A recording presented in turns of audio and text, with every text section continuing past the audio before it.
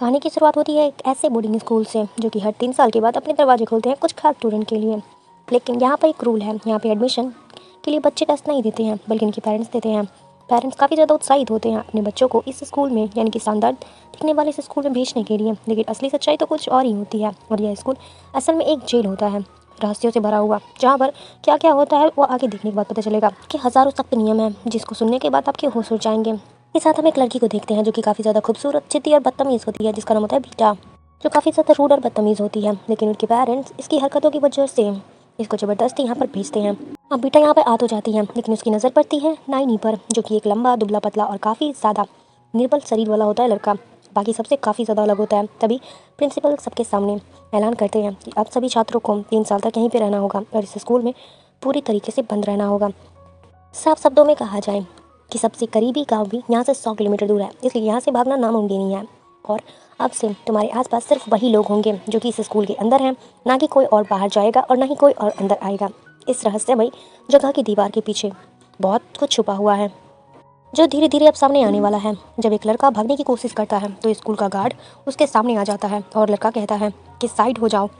वो गार्ड तो बिल्कुल जरा सा भी नहीं हिलता है, जिसके बाद हमारे प्रिंसिपल साहब आते हैं और सभी को नियम समझाते हैं। सबसे पहला नियम, मोबाइल फ़ोन पूरी तरीके से बैन होगा ताकि कोई भी अपने पेरेंट्स या फिर बाहर की दुनिया से किसी भी लोगों से बात कर सके। दूसरा नियम, छात्रों को खाना खुद ही बनाना होगा, लेकिन ज़्यादातर छात्रों को तो अंडा उबालने तक नहीं आता था, तो खाना क्या खाक बनाएंगे। अब वे लोग एक कुक की मांग करते हैं तो उनकी बात पर साफ मना कर दिया जाता है। फिर प्रिंसिपल सबसे अहम नियम बताते हैं कि जंगल में जाना सख्त मना है। कहा जाता है कि जो भी जंगल में जाता है वो गायब हो जाता है। ऐसे बहुत सारे स्टूडेंट गायब हो चुके हैं क्योंकि जो भी जंगल से बाहर जाता है या तो वो घायल होकर आता है या फिर वो मर जाता है। लेकिन बीटा इन नियमों को तोड़ती है और कुछ छात्रों के साथ मिलकर के जंगल की तरफ भागती जाती है घर वापस जाने की कोशिश में, मगर वे नहीं जानते थे कि प्रिंसिपल उनकी हर हरकत पर नजर रखे हुए हैं। उन सबको भागने से रोकते नहीं हैं बल्कि चुपचाप देखते रहते हैं क्योंकि वे वापस आएंगे ही। एक लड़का वापस जाने की बात करता है लेकिन दूसरा उसे मना कर देता है। उसका सोच था होती है कि जंगल का खतरा स्कूल की जेल जैसी ज़िंदगी से तो बेहतर ही होगा। तभी उन्हें भूखे भेड़िए की डरावनी आवाज़ें सुनाई देती है जिससे सब घबरा जाते हैं और वापस स्कूल में लौट जाते हैं। बेटा अपनी जान के लिए डरी हुई होती है, लेकिन उसी वक्त उसके दिल में निया के लिए एक किसकी ख्वाहिश भी जाग जाती है। देखा जो कि एक अनाथ लड़की थी, एक पुरानी फ़ोटो एल्बम देख रही होती है और यहाँ उसकी नज़र उसी जगह पर रुकती है जहाँ पर उसके खोए हुए भाई की तस्वीर थी। उसका नाम रॉन था और वो कुछ साल पहले इस स्कूल में आया था और तब से लापता है। और यही रीज़न था कि मीका इस स्कूल में आई थी और अपने भाई को ढूंढने के लिए। पहली फिजिकल एजुकेशन की क्लास में स्कूल का सख्त रवैया सामने आता है। जब मैथ टेबल गिर जाता है तो पूरे ग्रुप को सज़ा मिलती है और सज़ा के तौर पर उन्हें एक्स्ट्रा राउंड लगाने पड़ते हैं। तनाव और भी बढ़ जाता है। उनमें से एक तिब्बत नाम का लड़का होता है जो कि काफ़ी ज़्यादा गुस्सा हो जाता है, एक झगड़े में उलझ जाता है। जब बाकी लोग उसे शांत करने की कोशिश करते हैं तभी एक और लड़का अपने आप को ज़मीन पर बार बार मारने लगता है। अब बेटा सबको बताती है कि यह लड़का ऑस्टेटिक है।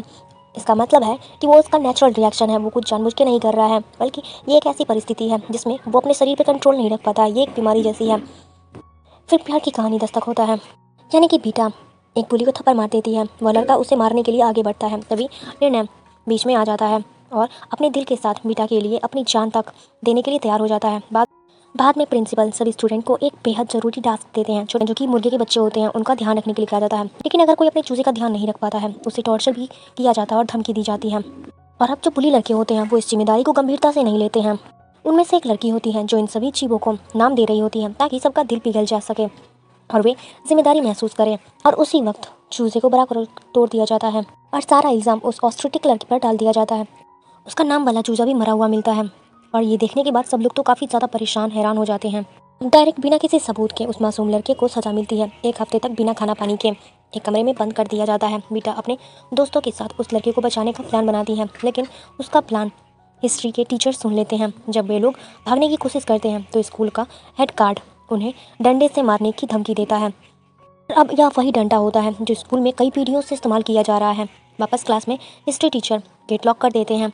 जब निर्णय पूछता है कि सर लॉक क्यों किया है, जिसके बाद वो काफ़ी ज़्यादा गुस्से में चिल्लाना शुरू कर देते हैं और वो कहते हैं कि किसी भी मेथड पर सवाल मत उठाओ। निर्णय को बस बीटा की आंखों में थोड़ा सा सुकून मिलता है, जैसे उसकी रूहों में छुपा कोई छोटा सा प्यार पहली बार सांस ले रहा हो। और अब पनिशमेंट के रूप में सभी को जला हुआ चिकन यानी कि ब्रेकफास्ट के रूप में लेना होता है और ऐसा खाना जिसे कोई भूखा सुअर भी ना खाए। टीचर कहते हैं कि अगर किसी ने अपना चिकन नहीं खाया तो उसको बगल वाले का चिकन खाना पड़ेगा। अब इसके बाद मजबूरी में सब लोग जला हुआ चिकन खाना लगते हैं। बेटा जब उस ऑस्ट्रिक लड़के के बारे में पूछती है टीचर से तो वह कहती है वो साइकोलॉजिकल ट्रीटमेंट ले रहा है, लेकिन असल में तो वो बेरहम टॉर्चर झेल रहा होता है। इस स्कूल में कमज़ोर बच्चों के साथ इतना बुरा सलूक किया जा रहा होता है जैसे उन्हें मजबूत बनाया जा रहा हो, लेकिन हकीकत में तो उन्हें प्यार और समझदारी की ज़रूरत होती है। अगले दिन टीचर एक स्पेशल रूम अनाउंस करते हैं, इस तरह वोट लेगा वह वीकेंड पर घर जा सकता है। अब बेटा इस एक मौके को समझती है, स्कूल की हद से ज़्यादा टॉर्चर और जुल्म को सबके सामने लाना चाहती है। हर स्टूडेंट चिट्ठी लिखता है कि उन्हें वोट क्यों मिलना चाहिए, लेकिन बुली फूड के बदले लोगों को वोट खरीदने की कोशिश करता है। बीटा इस बात का सामना करती है तो बुली गुस्से में आ जाता है, लेकिन तभी निर्णय उसके सामने आकर के खड़ा हो जाता है और वह बीटा के लिए अपनी जान तक देने को तैयार होता है। बीटा की स्कूल से निकलने की ख्वाहिश और निर्णय के लिए प्यार दोनों मिल जाता है। अब उन्हें एक एक नंबर दे दिया जाता है, निर्णय को नंबर 2 और बीटा को नंबर 8। उनके असली नाम छीन लिए जाते हैं और उनकी पहचान खो जाती है। और अब हर सुबह बीटा लंच हॉल में निर्णय के सामने बैठी हुई होती है तो अंदर ही अंदर कुछ सुलगता है। बीच की हवा भी काफ़ी ज़्यादा भारी हो जाती है, जैसे उनका प्यार किसी खास पल का इंतज़ार कर रहा हो, लेकिन अब वे अपने जज्बात जाहिर नहीं कर सकते हैं क्योंकि स्कूल में प्यार की इजाज़त नहीं है। कहा जाता है कि छात्र के लिए सिंगल रहना ही बेहद अच्छा होता है और हर कोने में कैमरे लगे हुए हैं। यहाँ पर एक चीज़ तो बहुत दूर की बात है, यहाँ पर गले लगना भी बहुत ही नामुमकिन है। तभी बीटा और नीरज हवा में चुपचाप इशारे से बातें करने लगते हैं और ऐसे इशारों जो सिर्फ दिल समझ सकता है। वे एक दूसरे को छुए बिना भी अपना प्यार जता सकते थे। इस बेरहम स्कूल में पहली बार उन्हें लगता है कि शायद वे खुश हो सकते हैं, क्योंकि अंधेरे में भी अगर प्यार हो तो रोशनी खुद रास्ता बना लेती है, वो रास्ता ढूंढ ही लेती है। कभी कभी प्यार को हाथों की ज़रूरत नहीं होती, सिर्फ दो रूहों का मिलना ही काफ़ी होता है। बीटा और नीना एक दूसरे को भावनात्मक सहारा दे रहे होते हैं। तभी तभी इंटरनेटो डायरेक्टर उसके बीच कुछ महसूस करते हैं। अब अनिल उससे पूछता है कि क्या तुम्हारा बेटा यानी कि नंबर 8 के साथ कोई भी रिलेशनशिप है। निर्णय तुरंत इनकार कर देता है, लेकिन डायरेक्टर कहता है कि प्यार की एक खास खुशबू होती है और पूरी मोहब्बत की बदबू आ रही है। इस स्कूल में तुम किसी पर क्रश रखते हो, स्कूल के नियम को तोड़ रहे होते हैं, कुछ कॉरिडोर में किस कर रहे होते हैं, जबकि यहाँ छूना भी मना है। यानी कि अब छात्र धीरे धीरे स्कूल के कड़े नियमों को खिलाफ जाने वाले थे। तभी टोर जो कि फिर से अपनी ताकत वापस पाना चाहता था, सबको धोखा देता है। सबको लगता है कि अब खाना मिलेगा, लेकिन वह सबके सामने एक पेपर रख देता है जिसमें लिखा होता है एक प्रस्ताव, जो टीम जीतेगा सिर्फ उसी को खाना मिलेगा, जो हारेगा वह भूख से मरेगा। और फिर टीचर 2 टीमें बनाते हैं और सबको एक रस्सी देते हैं। शुरुआत में तो एक बचपन का खेल लगता है, लेकिन असली नियम होता है कि जब तक दूसरी टीम रस्सी नहीं छोड़ती मारो, और जो रस्सी छोड़ दे वो हार जाएगा। दोनों टीम एक दूसरे पर ऐसे टूट पड़ते हैं जैसे भूखे कुत्ते अपनी रोटी के लिए तोड़ते हैं। बेटा इतनी ज़्यादा हिंसा देखकर परेशान हो जाती है और चिल्लाकर कहती है कि प्लीज़ रुक जाओ, लेकिन कोई नहीं रुकता क्योंकि इस स्कूल में समाज के नियम नहीं चलते। यहाँ सिर्फ एक नियम चलता है, जो ज़्यादा ताकतवर है वही जीतेगा। तभी मीका, जो और भी ज़्यादा बर्दाश्त नहीं कर पाती है, सबके बीच में भाग कर जाती है और रस्सी खोल देती है। जब टीचर उसे रोकने की कोशिश करता है तब नियना टीचर को धक्का दे देती है, लेकिन टीचर मेज से टकराकर गिर जाता है और फट जाता है। इसी तरीके से वो बर्बल खेल वहीं पे ख़त्म होता है, लेकिन किसी को यह नहीं पता होता है कि अब उन्हें घंटों तक सज़ा मिलेगी। सड़े हुए दूध की बदबू के बीच बंद कमरे में रखा जाएगा। बीटा को अब एक ही सुकून मिलता है कि अपने प्यार को देख सकती है उसकी आंखों में। क्या पता उसका प्यार ही आखिरी ख्वाहिश और उम्मीद बन जाए। अगली सुबह टीचर क्लास में आती हैं और सबको पूछती हैं कि क्या तुम्हें अपनी किए पर पछतावा है। सब एक साथ कहते हैं बिल्कुल भी नहीं। तो उनका अगला सजा होता है कि वो ट्री ऑफ रिमर्स के सामने घुटने टेक कर बैठ जाएं। आप सभी को नंबर स्लैम्प के नीचे बैठाया जाता है। टीचर सख्त नज़र रखी हुई होती है और उन्हें तब तक वहीं बैठना होता है जब तक वो अपनी गलती को स्वीकार ना करें।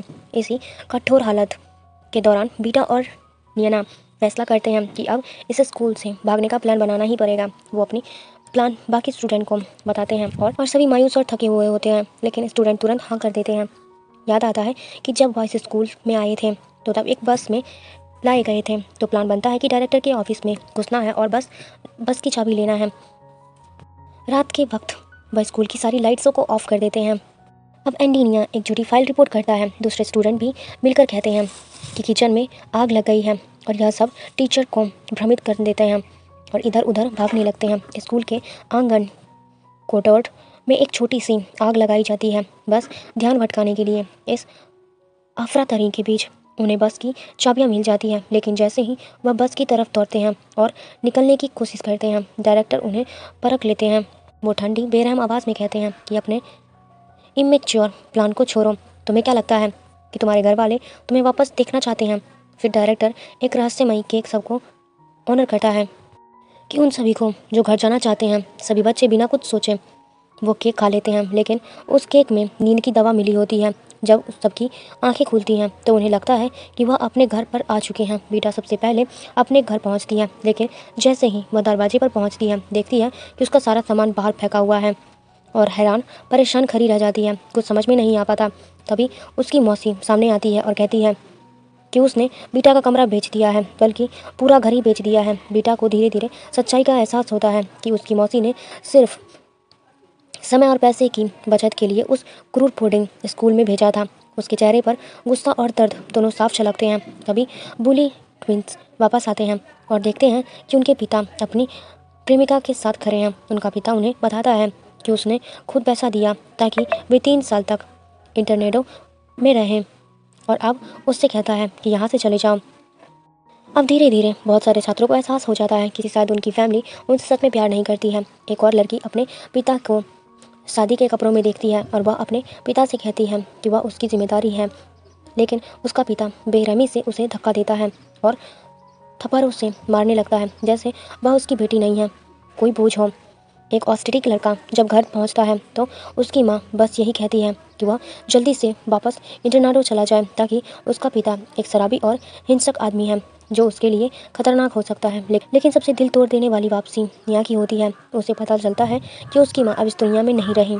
किसी गंभीर बीमारी के कारण उसका निधन हो गया है। निया सदमे में और गम में डूब जाती है पूरी तरीके से। तब इंटरनाडो वही डायरेक्टर जो हमेशा बच्चों पर सख्ती रखता है, इस बार उसे डांटता नहीं बल्कि उसकी माँ के लिए हमदर्दी जताता है। इस इंटरनाडो स्कूल में टीचर था, इसी वजह से उसकी माँ को लगा था कि यह जगह उसके लिए, उसके भविष्य के लिए सुरक्षित और बेहतर होगा। लेकिन हकीकत तो यह है कि यह स्कूल किसी जेल से कम नहीं है। वो बच्चों के जिस्म ही नहीं बल्कि उनकी रूहों को भी धीरे धीरे निगल लेता है। इस दर्द के बीच नेहा को बस एक ही उम्मीद बाकी रहती है, बेटा के साथ उसका प्यार, उसके साथ मिलकर इंटरनाडो स्कूल से भाग जाना और कहीं दूर एक नई ज़िंदगी शुरू करना। जब सभी बच्चे वापस इंटरनाडो लौटते हैं तो डायरेक्टर एक ऐलान करता है कि यह स्कूल उन बच्चों के लिए है जिन्हें उनकी फैमिलीज़ ने ठुकरा दिया है। यह जगह इसलिए बनाई गई है ताकि बच्चे प्यार और सच्चाई और असली ज़िंदगी जी सकें, उनका अनुभव ले सकें जो कि उनके पेरेंट्स ने उनसे छीन लिया है। अब नियाना ऊपर से दिखावा करती है कि वो अब स्कूल के रूल्स को मान लेगी, लेकिन वह छुपकर बेटा को बताता है कि वह उसके साथ भाग जाना चाहता है, एक ऐसी ज़िंदगी जीना चाहती है जहाँ सिर्फ प्यार हो, कैद नहीं। अब बेटा कहती है, अब तक तुमने कभी अपने जज्बात जाहिर नहीं किए, तो मैं तुम्हारे साथ कैसे रहूं जब तक तुम मुझे सच में अपने दिल का हाल नहीं बताते। लेकिन इसी दौरान स्कूल के कुछ टीचर्स जंगल में एक गुप्त बैठक करते हैं, ऐसे जैसे वो कुछ प्लान बना रहे हों। वहाँ पर टीचर कहता है, इस बच्चे को मार डालो और इसके शरीर पर एक्सपेरिमेंट करो। तो दूसरी टीचर कहती है कि नहीं, इन्हें हमेशा के लिए अपना नौकर बनाकर रखो। यह हमारे कपड़े धोएंगे, खाना बनाएंगे और हमारी सेवा करेंगे। इस स्कूल के पीछे कोई बहुत ही अंधेरी सच्चाई छुपी हुई होती है और बच्चे अब उस सच्चाई के बहुत करीब पहुंच चुके होते हैं। तभी स्टूडेंट्स उठते हैं और देखते हैं कि अब क्लासेस कैंसिल हो चुकी हैं और पूरे स्कूल में एक शाही वेलकम पार्टी की गई थी। पार्टी में हर तरफ डिलीशियस फूड, मिठाइयाँ और रंग बिरंगी सजावट हुई होती है। सब बच्चे बहुत खुश होते हैं और उन्हें बिल्कुल भी अंदाज़ा नहीं होता है कि यह उनकी आखिरी खुशी भरा दिन है, क्योंकि टीचर्स उन्हें मोटा कर रहे हैं ताकि बाद में उन्हें मारकर अपने प्रयोग के लिए इस्तेमाल कर सकें। इसी बीच निनय अपने दोस्तों को बताता है कि वह बीटा से सच्चा प्यार करता है। सारे दोस्त हंसते हैं और उसे मज़ेदार सलाहें देने लगते हैं। एक दोस्त कहता है कि लड़की को फूल देना सबसे अच्छा आइडिया है और वो ऑस्ट्रेटिक लड़का कहता है कि उसका हाथ पकड़ो जैसे वो पूरी दुनिया की सबसे खास लड़की हो। ये तो कुछ ज़्यादा ही अच्छा और फिलोसोफर निकला। तभी अचानक एक टीचर आती है और सभी बच्चों को लाल रंग की डिशें देती है। बच्चे खुश होकर खा लेते हैं। उनको तो पता ही नहीं होता है कि इसमें कुछ अजीब है। रात को जिन स्टूडेंट ने वो जेलेटिन खा ली थी उन्हें हिप्नोसिस ट्रांस में ले जाया जाता है जंगल की ओर। 3 लड़कियां ऐसे चल रही होती हैं जैसे किसी भूत ने उन्हें पचस कर लिया हो। ना ही बोल रही थी, ना ही देख रही थी, बस जंगल की तरफ बढ़ती जा रही थी। वहाँ वो टीचर एक लाइट ट्रायंगल बनाती है और कहती है, घुटने पर बैठो, आंखें बंद करो। हिप्नोसिस के असर में वह लड़कियाँ अपने बीते हुए ट्रॉमा को फिर से महसूस करने लगती हैं, जैसे कोई उन्हें उन्हीं की यादों से मिटा देना चाहता हो। यह तो बस शुरुआत है। अंधेरा अब और भी ज़्यादा गहरा हो जाता है और यह सब देखकर समझ में आता है कि टीचर स्टूडेंट का दिमाग कंट्रोल कर रहे हैं और उनके ब्रेन बॉस कर रहे हैं। अब हिस्ट्री टीचर मीका को एक लैब में ले जाया जाता है और फिर उसके सिर पर एक हेलमेट जैसा डिवाइस पहना दिया जाता है जो उसकी माइंड को कंट्रोल करता है। अब मीका को उसके फादर के दर्दनाक अब्यूज़ के सीन दोबारा महसूस कराए जाते हैं और उनके दिमाग में गुस्सा और बदले की एक गहरी भावनात्मक इम्प्लांट की जाती है ताकि वह अपने पापा को मार दे।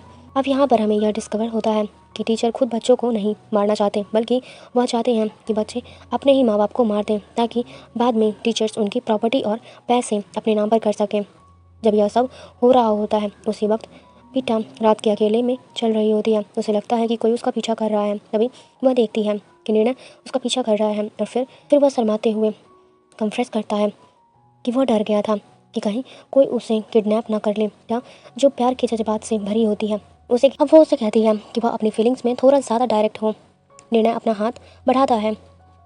अबीटा को लगता है कि वह उसका हाथ पकड़ना चाहता है, लेकिन वह पास रखा लैंप उठाता है और कहता है कि मेरा प्यार तुम्हारे लिए इसी लैंप की रोशनी जैसा है।